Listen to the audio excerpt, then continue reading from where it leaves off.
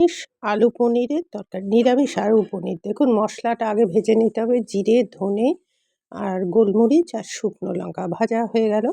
এবার ভেজে এটাকে গুঁড়ো করে নিতে হবে।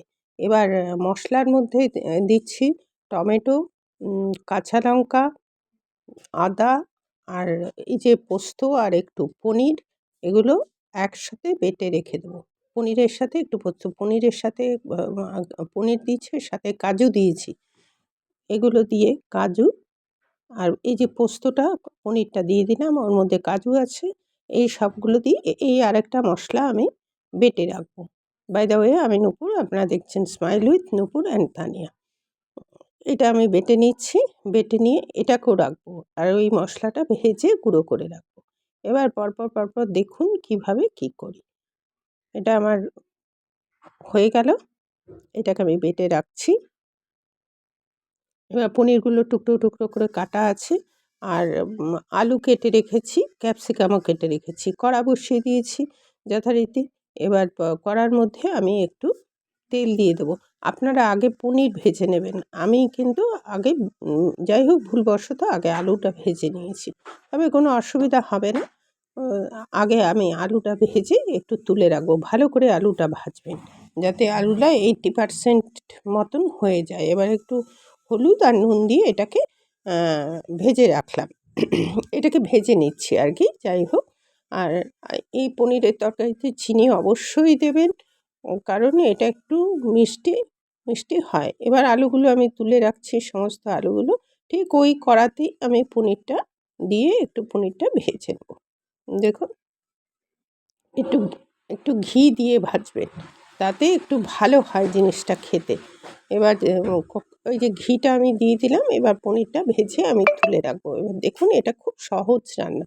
আর ওই যে মশলাটা, ওই মশলাটা এর মধ্যে দেবো, সেটা আমি দেখাচ্ছি। পনিরটা একটুখানি ভাজা হয়ে যাক। আর এই পনির আপনি একটু দামিটা নেবেন, যেটা হচ্ছে ক্রিম পনির। পনির সবসময় ক্রিমটা নিলে পরে কী হয়, আপনার এটা সফটই থাকে আর অনেক দিকে আপনার খেতেও বেশ ভালো হয় আর কম জলেও চুবাতে হয় না। এমন এর জন্যে কোনো অসুবিধা হবে না। আপনি একটু সামান্য টাকার ফারাক আর কি।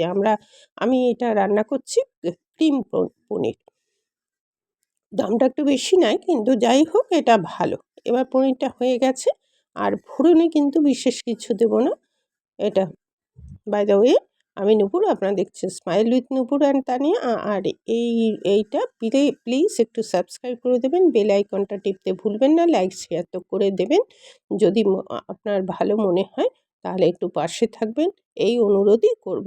এলাচ আর দারচিনি ফোড়ন দিয়ে দিলাম ওর মধ্যে।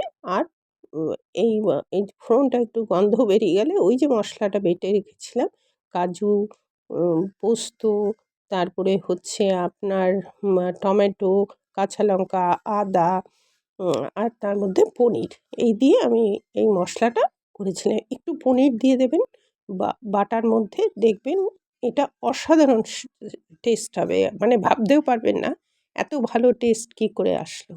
মানে এটা একটা ট্রিক্স আর কি। আমি মশলার মধ্যে একটু পনির পিষে দিই, তার মধ্যে এবার ড্রাই স্পাইসেস দিয়ে দিলাম, একটু জিরা দিয়ে দিলাম আর একটু হলুদ দিয়ে দিলাম, নুন দিয়ে দেবো, মিষ্টি দিয়ে দেবো এটা, আর একটু লঙ্কার গুঁড়ো দিয়ে দেবো।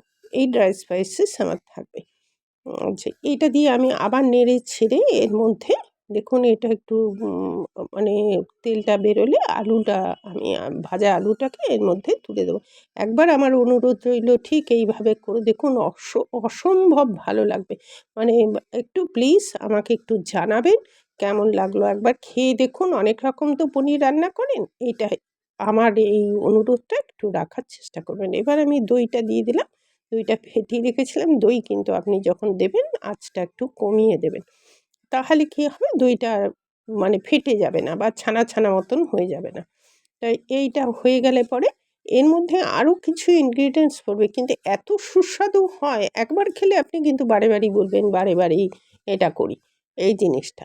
এটা আমি তো কয়েকবারই করেছি, বেশ ভালো হয়েছে, ভীষণই ভালো লাগে। এবার এটা আপনি রুটি, লুচি, পরোটা বা পোলাও, ফ্রাইড রাইস সব কিছুর সাথে এটা মানানসই। এবার দেখুন আলুটাও প্রায় হয়ে এসছে।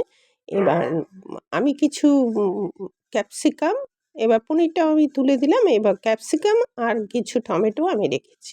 পনিরটা একটু নাড়াচাড়া করে দেওয়ার পরে এর মধ্যে আপনি অল্প জল দেবেন। আপনি যেরকম ঝ ঝোল খেতে চান এটা, তবে এটা তো বেশি ঝোল ভালো লাগে না, এটা ড্রাই ভালো লাগে।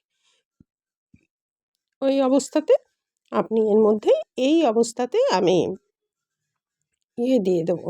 আপনার আলু সেদ্ধ হয়ে গেছে। আলু সেদ্ধটাই একটা ব্যাপার আরকি। যদিও আমি হচ্ছে একটু দামি আলুটাই ব্যবহার করি।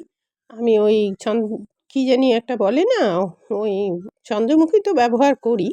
আর ওই জ্যোতি আলু আমি ব্যবহার করি না। আমি খাইও না, ব্যবহারও করি না।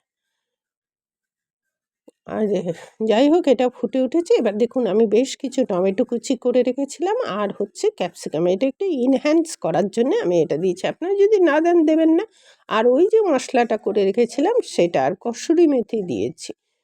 আর ওই যে মশলাটা করে রেখেছিলাম সেই মশলাটাও এর মধ্যে একটু দিয়ে দিচ্ছি। দেখুন,